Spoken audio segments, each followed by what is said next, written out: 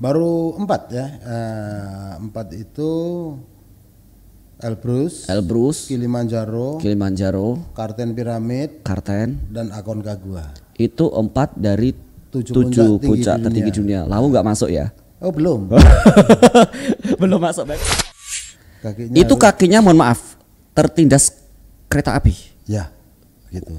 Wah, gitu. Bawa ke rumah sakit. Mohon maaf, itu waktu Kang Sabar usia berapa? Kurang lebih 20 tahun. Oh, seusia saya sekarang berarti ya. Oh ya, kurang lebih seusia saya sekarang. Pas 20 tahun berarti sudah kehilangan satu kakinya. Halo, loro siji sikile. Ya. Selamat siang sahabat PMI dan ketemu lagi bersama saya Barli di podcast PMI Kota Surakarta. Dan pada siang hari ini sangat spesial. Di depan saya sudah ada sosok yang saya yakin Anda sudah pasti mengenal. Beliau ini meskipun badannya besar tapi tetap bisa masuk ke dalam TV. Oke, tanpa panjang lebar. Selamat siang, Bro Sabar Gorky. Tos dulu dong. Iya. Kalau corona tosnya kayak gini ya. Jambu. Gini dulu ya. Baik. Saya panggilnya Bapak, Kang, Mas, Bro atau apa ini? Bebas aja. Bebas ya. Ya bebas. Yang penting kita hidup ini nyaman. Nyaman ya. Kalau saya nyamannya tanpa Anda berarti Anda berarti gak nyaman. Ya, kan? Kalau saya manggil itu siapa aja boleh, oke lah. Oke. Yang penting di hati ini bisa menerapkan happy. Oh ya, ini selain pendaki gunung berarti Anda juga seorang motivator nih ya. Insya Allah begitu. Insya Allah begitu. Ya, apa enaknya ya tak usah yo. Yang penting kan happy gitu kan. Baik, Bro. Banyak netizen mungkin penasaran nih. Kang Sabar ini kan dikenal sebagai salah satu pendaki, saya bilang legendaris ya, karena mungkin tidak banyak seorang pendaki yang berhasil mengendaki salah satu dan mungkin 4 atau 3 di antara 7 gunung tertinggi dunia yang sudah bersabar naiki. Baru 4 ya. 4 itu Elbrus, Kilimanjaro, Karten Piramid, dan Aconcagua. Itu 4 dari 7 puncak tertinggi dunia. Lawu nggak masuk ya? Oh belum. Belum masuk. Berarti ada rencana mau masuk. Mungkin suatu saat yang Maha Kuasa kan lain daripada yang lain kan. Oke, siapa tahu tanpa mendahului kehendak yang kuasa nih ya. Gitulah. Baik, Bro, ini ada pertanyaan menarik nih. Anda boleh jawab atau tidak nih. Ini kan masyarakat juga udah tahu nih bahwa Kang Sabar Gorky ini kan hidup hanya dengan satu kaki nih. Beraktivitas kemana-mana hanya dengan satu kaki. Boleh gak diceritain kepada sahabat PMI sejarahnya ini? Kenapa nih? Sejarahnya untuk jadi menjadi kaki satu gitu kan. Iya. Dengan bantuan tongkat bisa kemana-mana gitu kan. Iya. Oke. Waktu itu tahun 90. Saya perjalanan dari Gunung Gede, naik Gunung Gede selesai ke Jakarta, pulang dari Jakarta jatuh dari kereta api. Jatuh dari kereta api. Iya. Gitu. Kemudian harus ya begini. Kakinya mohon maaf tertindas kereta api. Ya, gitu. Wah, gitu. Tertindas kereta api. Bukan maaf. Tertindas. Kalau tertindas kayak hidup ini tertindas dari siapa itu? Tergilas. Nah. Tergilas kereta api. Roda kereta api. Ya, salah melulu ya. Ya gitulah. Gitu. Berarti bukan salah, kita meluruskan. Oh ya, meluruskan ya. Berarti tergilas roda kereta api. Itu kereta api gerbong keberapa itu? Kalau gerbongnya saya lupa karena waktu itu Spur Grenjeng itu kan. Oh, Spur Grenjeng. Yang perjalanan itu kan dari Jakarta mau ke Bandung, tapi kan pakainya kereta barang itu kan saya jatuh di Karawang. Itu ceritanya jatuh dari kereta, kemudian posisi jatuhnya tidak jauh dari rel kereta api, kemudian kakinya tergilas. Oke, saya cerita kalau ini. Kalau nggak saya cerita sendiri nanti sampean sebagai anunya berimajinasi nanti ya yang aneh-aneh. Mengana-ana itu. Kalau bahasa Indonesia mengada-ada. Oh iya. Saya bercerita waktu itu saya dari Jakarta, kereta ini berhenti di stasiun Karawang. Saya mau beli minum mau naik. Nah, kereta ini jalan langsir. Oh, langsir ya. Di saat langsir saya naik, saya kayak kepleset gitu. Seret, brek jatuh di rel. Nah, waktu itu saya sempat menghindar, menghindar ke kiri, tapi kaki masih kena roda kereta itu. Yang kanan. Yang kanan. Oh. Kalau amputasi ya ke giles roda itu waktu itu masih di bawah lutut, tapi robeknya sampai lakang, sampai selangkang. Sampai selakangan. Ya itu kan robeknya itu kan. Akhirnya ya udah dari situ ya ada seseorang lewat minta tolong, saya diangkat ke peron tempat untuk antrian karcis itu kan, tempat antrian tiket. Iya, ditutup di situ sampai sore sekitar jam 4 baru dibawa ke rumah sakit. Mohon maaf, itu waktu Kang Sabar usia berapa? Kurang lebih 20 tahun. Oh, seusia saya sekarang berarti ya? Oh ya, kurang lebih seusia saya sekarang. Pas 20 tahun berarti sudah kehilangan satu kakinya. Nah, ini ada pertanyaan menarik Kang Sabar nih. Pada saat Anda mengalami patah di bagian kaki, kemudian diamputasi sampai harus hidup dengan satu kaki, pernah nggak merasa drop, kemudian hampir putus asa, down dan lain sebagainya? Itu logis ya. Itu logis dan itu pernah ngalami ya bro ya? Pernah saya ngalamin seperti itu. Tapi proses ini kan butuh waktu. Butuh waktu. Teman-teman ini kayak lagunya Iwan Fals, senyummu tetap mengikutin. Perlu dikendangi nggak? Oh enggak usah. Enggak usah ya. Karena teman-teman pertama sih saya gini di rumah ya, enggak pernah ada teman ataupun apa. Tapi teman itu akhirnya itu merayu-rayu bahwa hidup ini harus kita jalani, bukan kita renungkan. Ya, gitu. Hidup harus dijalani. Akhirnya teman itu ya biasa namanya teman, ada yang canda dan tawa. Tapi canda itu yang membuat kita sebetulnya menjadikan suatu semangat yang sangat luar biasa. Justru karena candaan itu semangatnya muncul ya bro. Ya. Pertama saya ngedon ya selama di rumah sakit itu sekitar 1 bulan. Tahun 90 ya, 90. Tapi setelah 1 tahun kemudian saya udah ditawarin, diajak sama teman biasa. Teman itu kalau ngobrol meledek dan gini-gini. Akhirnya saya diajak naik gunung lagi. Akhirnya saya tertariklah di situ. Dan nggak kapok ya?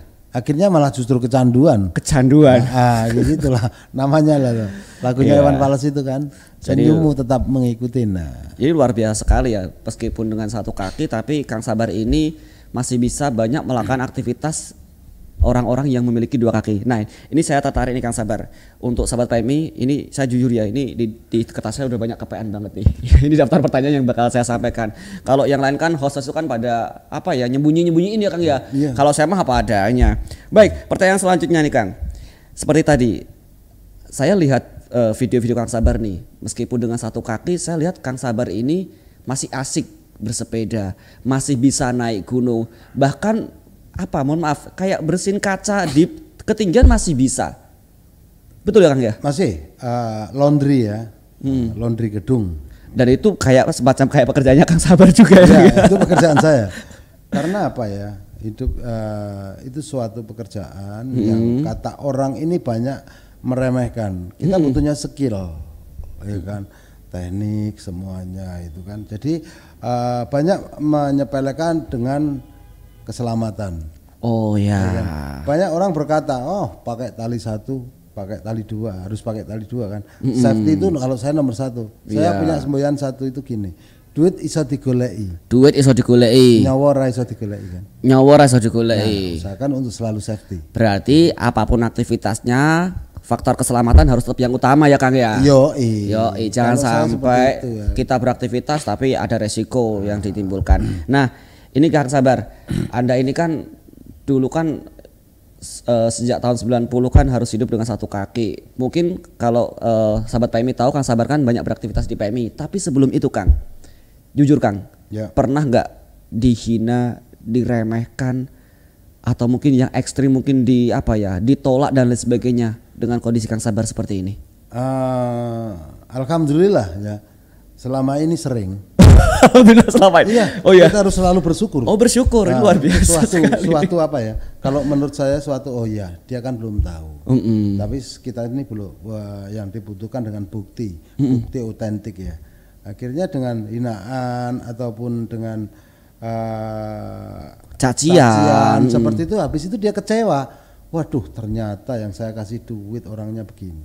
Oh ya. Itu hal kecil ya. Hal kecil. Duit Rp1.000. Karena dia nggak tahu ya kita terima. Nah, itu ya akhirnya ya apa ya, banyak yang seperti itu. Terus mencaci, semua apa? Boleh silahkan. Ya kan. Tapi itulah kalau saya selalu bersyukur ya. Oh ini mungkin belum rezeki saya. Rezeki. Semuanya itu kalau kita dengan senang dan apa ya, dibuat kita happy, mungkin insya Allah dengan senang. Pokoknya segala sesuatu itu apapun keadaannya, kalau kita itu kemas kegiatan dengan menyenangkan, kemudian hati kita juga menyenangkan, insya Allah ujungnya juga akan menyenangkan juga ya Kang ya. Betul. Nah ini Kang, menarik nih Kang.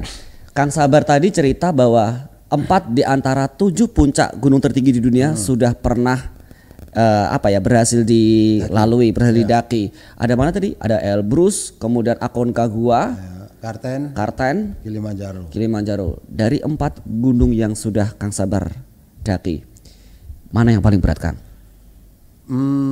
Kalau menurut saya itu ada di Indonesia.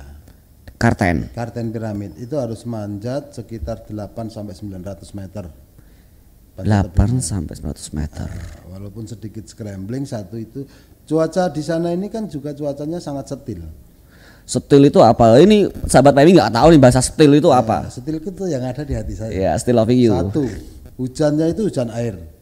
Ya dari mana? Kalau hujan batu ya itu tanda-tanda hancurnya dunia Kang. Sebentar saya kasih tahu dulu. Oh ya. Aja ya kan. Air mata atau apa? Oh ya. Hujan ini ada hujan salju. Hujan salju. Ada hujan air.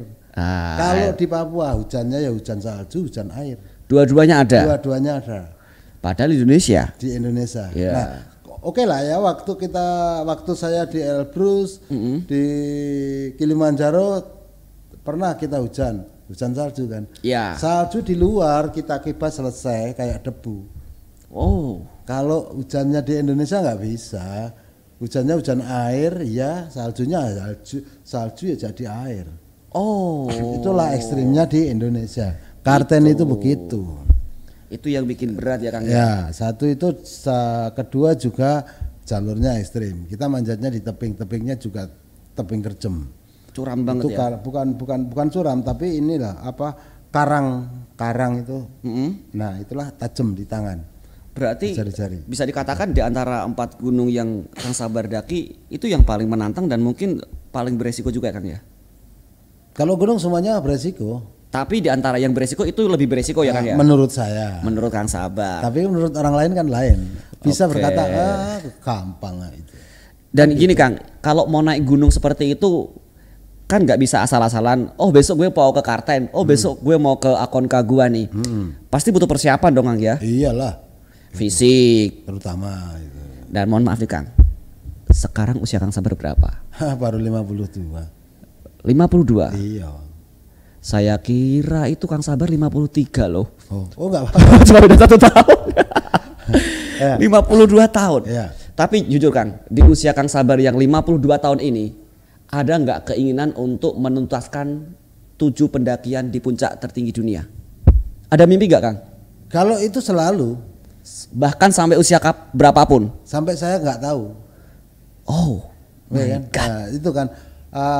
Karena sebetulnya ya ini karena bencana dunia, bencana dunia corona. Ada ini pandemi kan, corona nih ya. Corona, kan. Sebetulnya kalau ini tidak ada corona, mudah-mudahan aja Agustus ini bisa ke Papua lagi dengan jalur direct. Langsung. Ya jalur direct. Jadi kalau di Papua itu ada jalur manjat, ada jalur jalan gitu. Yang akan Kang Sabar lalui yang What's Track itu adalah yang? Saya rencana keinginan saya itu jalur direct. Mudah-mudahan ada American Direct itu, wow. Gitu namanya. Itu kan. Tapi kalau untuk 3 puncak gunung tertinggi yang lain itu masih ada keinginan ya? Masih. Yang belum mana aja Kang? 3 itu Kang? Vincent Massif. Itu di mana? Kutub Selatan. Kutub Selatan? Sama Kutub Utara. Yang satunya ya tertinggi di dunia, Mount Everest lah. Wow, itu 3 gunung itu gak ada yang gampang Kang. Terutama yang 2 itu di Kutub Utara, Kutub Selatan. Akses ke sana aja mungkin sulit loh Kang. Oke. Orang bisa berkata seperti itu, gak gampang. Tapi kalau kehendak yang kuasa mengendaki ya lain.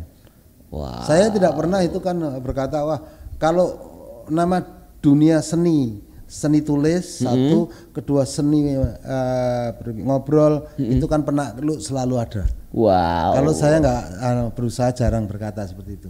Karena atas kehendak yang Maha Kuasa saya diizinkan bisa mencapai puncak-puncak itu. Berarti percaya ya bahwa Tuhan kalau berkehendak Kang Sabar untuk bisa naik 7 puncak tertinggi dunia itu insya Allah akan dapat kesempatan itu ya Kang ya. Amin. Saya juga doakan loh Kang ya mudah-mudahan Kang Sabar masih dapat kesempatan untuk mengendaki 7 puncak gunung tertinggi di dunia. Amin. Ya kalau saya 7 belum Kang. Wong saya aja naik gunung paling tinggi Gunung Lawu. Ya, menjelang tinggi. Ya mudah-mudahan bertahap lah ya. Oke Kang Sabar. Ini selain Kang Sabar ini juga punya prestasi dalam hal menaklukkan gunung. Saya bilang gunung ya. Kalau gunung-gunung persepsi sahabat PMI mungkin ada yang aneh-aneh. Oke. Menaklukkan gunung Kang Sabar ini juga punya prestasi di olahraga. Di panjat ya Kang ya. Prestasinya apa aja Kang? Tahun 2009 saya berangkat ke Korea Selatan itu dapat waktu World Cup para climbing Asia itu saya dapat medali emas. Dapat medali emas. Wow. Terus 2012 saya berangkat ke Perancis baru dapat urutan keempat dunia. Baru 4 dunia ya Kang ya. Di Bercy waktu itu. World Cup juga. Berarti ini tidak hanya nasional tapi prestasinya sudah ke kancah internasional ya Kang ya. Iya. Dan ini Kang Sabar tularkan nggak Kang ke anak-anak didiknya atau ke siapa terkait dengan prestasi Kang Sabar di bidang panjat ini Kang? Kalau saya ilmu itu tidak saya bawa pulang. Tidak dibawa pulang. Iya. Tapi saya selalu sebarkan. Oh ya. Siapapun yang mau ayo kita happy. Berarti saya nanti bisa belajar sama Kang Kang Sabar naik-naik itu ya Kang ya? Boleh. Boleh ya. Kalau naik-naik hanya sekedar itu gampang itu. Oh gampang ya. Maksudnya gampang itu mudah dipelajarin. Mudah dipelajari. Kalau manjat itu perlu latihan yang agak lumayan panjang. Oh. Panjat tebing itu orang masih berkata oh gampang, iya. Cuma nonton doang mah gampang ya Kang ya. Tapi kalau udah belum terbiasa itu ketahuan, tangannya itu pegelnya minta ampun. Kalau Jawa delok, isane mau ngalok. Gampang, terasa kekek. Nah, kita ini kalau saya butuhnya dengan apa adanya ya. Kita coba dulu. Oh hari ini saya mencapainya baru 3 meter. Berarti besok saya perlu belajar lagi untuk mencapai 10 meter kan gitu. Sampai sekarang Kang Sabar pun juga masih terus belajar ya Kang ya? Iya. Dari segala hal. Meskipun usianya 25 tahun tetap belajar ya Kang ya? 52 ya Kang ya? Oh iya dibalik enggak apa-apa. Oh iya. Memang harus begitu seni kan. Oh ya, mungkin saya perlu minum dulu. Mohon maaf ya kalau di sini host bisa minum Kang ya. Kebetulan kita belum punya sponsor Kang.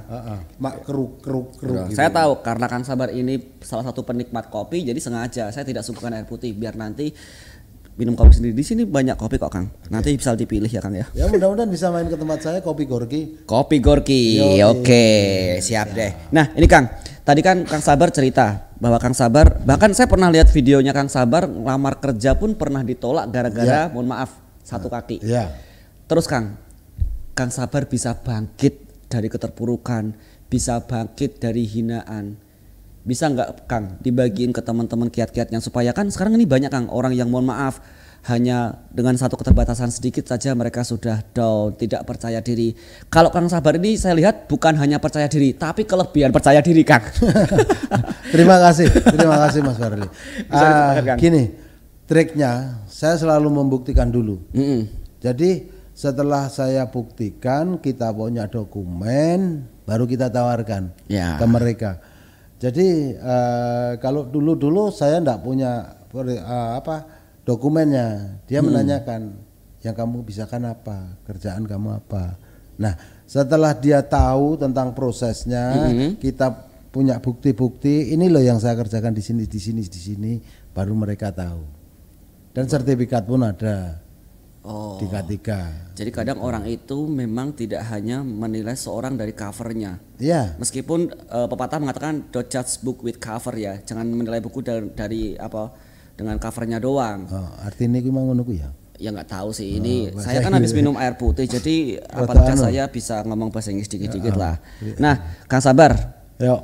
Anda ini kan prestasinya banyak. Saya juga lihat biografinya, ini pengalaman Anda juga cukup luar biasa. Relasi Anda banyak. Sekarang Anda di PMI Kota Surakarta. Bisa diceritakan nggak Kang motivasinya Kang Sabar bergabung di PMI Kota Surakarta?